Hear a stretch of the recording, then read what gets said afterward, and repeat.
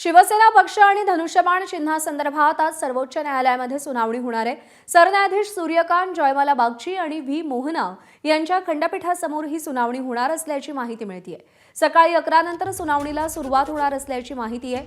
शिवसेना पक्ष आणि पक्षाचं निवडणूक चिन्ह असलेला धनुष्यबाण कुणाचा या मुद्द्यावरती सर्वोच्च न्यायालयात याचिका दाखल करण्यात आली आहे। केंद्रीय निवडणूक आयोगाच्या निर्णयाला उद्धव ठाकरे यांनी सर्वोच्च न्यायालयात आव्हान दिलंय आणि याच संदर्भात आज सुनावणी होणार आहे। त्यामुळे आज कोर्टात काय होणार याकडे लक्ष लागलंय।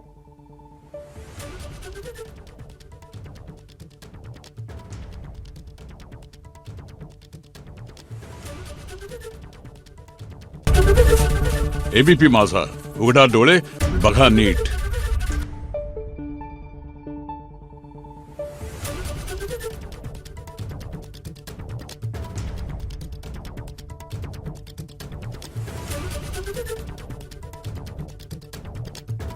Thank you.